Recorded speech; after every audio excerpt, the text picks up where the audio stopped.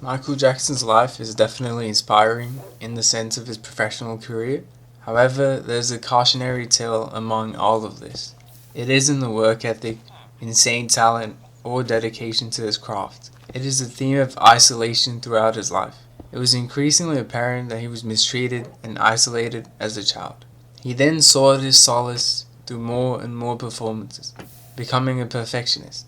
He used all the misery and energy and transferred the pain to his performances, which resulted in the heartfelt nature of his performances. All is dandy when he's on the come up and hasn't really experienced the burden of his popularity, but he really started to feel it once he gained the popularity post Thriller and Bad to the point of extreme isolation. His circle was so small that he resorted to animals as companions rather than friends. And you can kind of trace his pattern towards the end of his life as well, where he ended up opening the Neverland Ranch and seeking companionship with kids to relive his childhood. He was never truly understood and loved unconditionally, so he sought unconditional love from animals and children because they were the only ones who would disregard his status as a massive celebrity and would just love him for the person he was.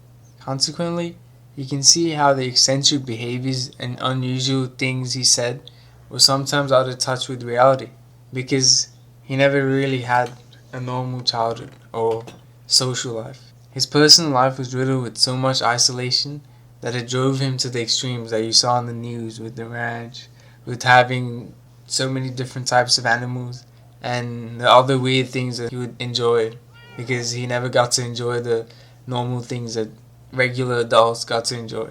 There's a reality where he doesn't chase extreme mega perfectionism, even after he became a megastar, and rather lived a happier life with a strong, loving circle around him.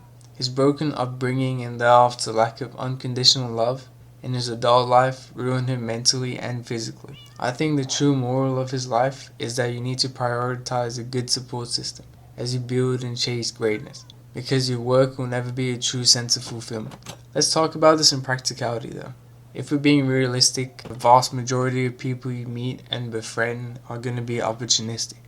If there isn't a financial benefit, it might be an emotional benefit, such as you being kind-hearted and emotionally available. If it isn't one thing, it's sometimes the other. And most friendships in this day and age, and I think throughout history, have been transactional. And that's why I personally believe that friendships and relationships need to stem from true empathy and compassion for the other.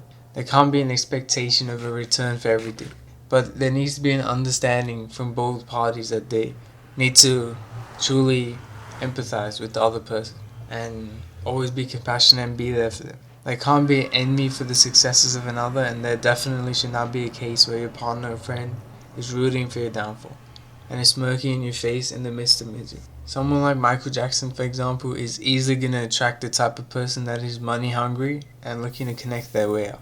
That's why you need to make these connections with people and filter those genuine people out early on in your life. Post success, everything is 10 times harder. And my next point is that you need to raise your standard. Someone who you have a good conversation with isn't automatically best friend material.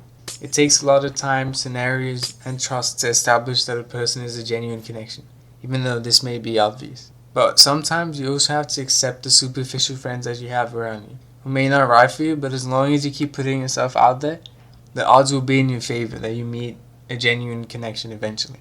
I personally learned too that I can't shut myself down socially and just resort to transferring energy into work, because you can't really get far in this life without having a good support system.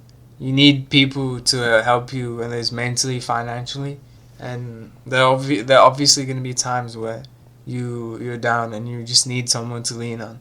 There's a reason our ancestors stuck to tribes. We need connections for the prosperity of our lives. And that's why I think social media is scary. It's severing the physical connections that we as a society have been used to for so many centuries. But you have to get out there and keep meeting people while you grind, because otherwise you might be stuck in a similar situation where you're just isolated